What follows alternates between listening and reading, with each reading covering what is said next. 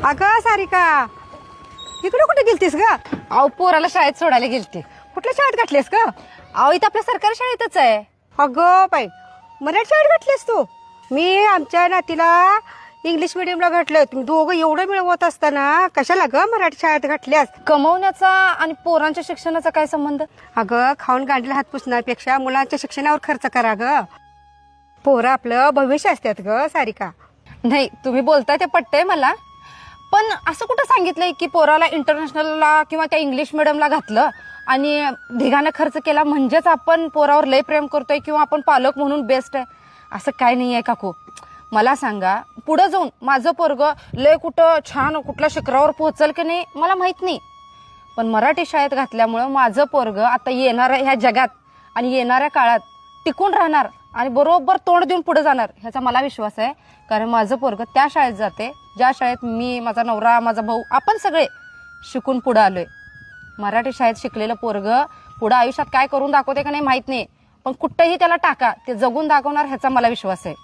आणि काय हो, इंटरनॅशनल स्कूलमध्ये ठीक आहे ते इंग्लिश शिकवतात ना, मग मी माझ्या पोराला मराठी शाळेत घालून इंग्लिशचा एक्स्ट्रा क्लास लावलाय. झालं की विषय संपला इंग्लिश मिडियमचा.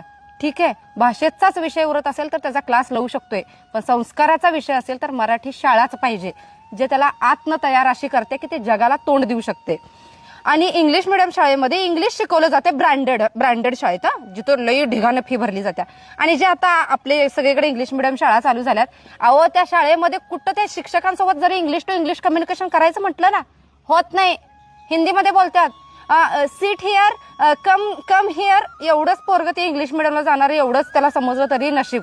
मग कुठलं आलंय ते इंग्लिश मिडियमचं फॅड? हे जे आता फॅड आलंय की नाही, त्या फॅडच्या ओघात सगळी वाहत चालल्यात आणि सगळ्यांना असं वाटते की त्या शाळेत ढिगाने खर्च करून आपलं पोरग गेलं म्हणजेच आपण लय पोरासाठी करायला लागलोय, असं काही नाहीये.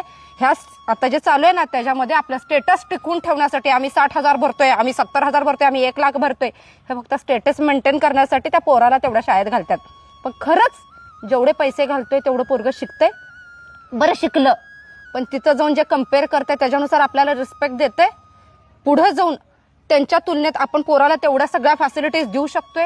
ह्या सगळ्या प्रश्नांचा जर विचार केला ना, तर मी माझ्या पोराला विचार करूनच साध्या शाळेत घातले. मग जग काहीही म्हणू दे, आम्ही खाऊन काय करतोय, आम्ही उधळतोय, काहीही म्हणू दे, मला फरक पडत नाही. मला माहितीये माझं पोरग जिथं शिकतंय तिथं बेस्ट शिकतंय.